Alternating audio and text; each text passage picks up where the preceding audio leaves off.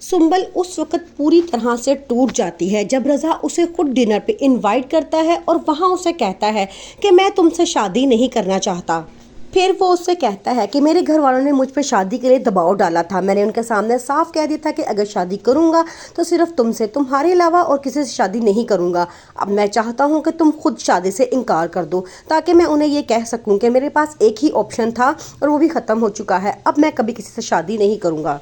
दूसरी तरफ मुस्कान बहुत परेशान है क्योंकि उसके स्कूल में जॉब करने वाला टीचर बिलाल उसके पीछे पड़ा है। वो जहाँ जाती है वहाँ पे आ जाता है। मुस्कान को समझ नहीं आता कि वो उसे कैसे इग्नोर करे। वो उसे साफ अल्फाजों में बड़ी दफ़ा डांट चुकी है लेकिन वो अपनी हरकतों से बाज नहीं आता। रज़ा की मामा जो नहीं चाहती कि सुंबल उनके घर की बहू बने क्योंकि वो कहती हैं कि ये इस लड़की पे दाग लग चुका है और मैं ऐसी लड़की को अपने घर की बहू कभी भी नहीं बनाऊंगी। लेकिन मदीहा उन्हें बहुत फोर्स करती है कि आपको उसी से शादी करना पड़ेगी क्योंकि बड़ी मुश्किल से भाई किसी से शादी पे माने हैं, तो जिससे वो चाहते हैं उससे उनकी शादी कर देनी चाहिए। लेकिन उसकी मम्मा का कहना ये होता है कि पहले मैंने रज़ा की बात मानी थी तो इतना नुकसान उठाया था, अब मैं उसकी शादी अपनी मर्जी से करूंगी। वो काफ़ी रिश्ते लेकर आती हैं लेकिन कोई मानने को तैयार नहीं होता। फिर उसके बाद रज़ा के पापा उन्हें समझाते हैं कि बेहतरी इसी में ही है कि जो रज़ा कह रहा है उसकी बात मान ली जाए और जहाँ वो शादी करना चाहता है उधर कर दी जाए, वरना वो शादी से बिल्कुल भी इनकार कर देगा तो फिर ठीक रहोगी। मुस्कान अपने घर वालों की खुशियों की खातिर अपने आप को मसरूफ रखती है और जिंदगी की चीज़ों में दिलचस्पी लेके आगे बढ़ रही है क्योंकि वो जानती है कि उसके घर वाले उसे बहुत प्यार करते हैं। लेकिन फिलहाल अभी वो भी शादी के लिए तैयार नहीं है और कहती है कि मुझे कुछ टाइम चाहिए, जबकि उसकी मामा चाहती हैं कि अब उसकी शादी हो जाए ताकि वो अपनी ज़िंदगी में आगे बढ़ जाए। लेकिन मुस्कान ऐसा नहीं चाहती। इतने बड़े धोखे के बाद अब वो किसी मर्द पे एतबार करने के लिए तैयार नहीं है।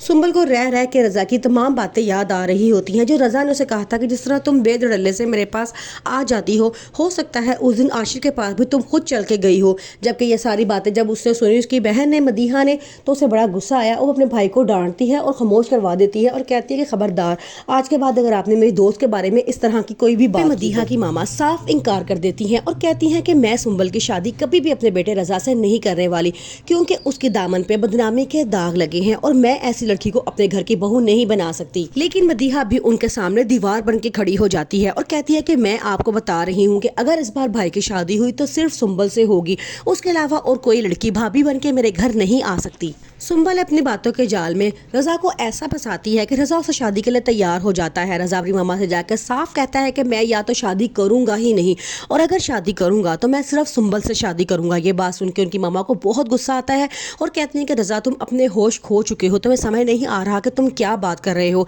लेकिन रज़ा भी डट जाता है और कहता है कि मुझे शादी तो सिर्फ सुंबल से ही करनी है।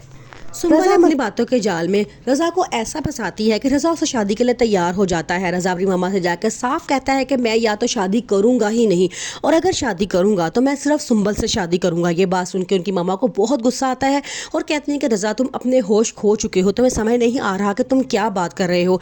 लेकिन रज़ा भी डट जाता है और कहता है कि मुझे शादी तो सिर्फ सुंबल से ही करनी है।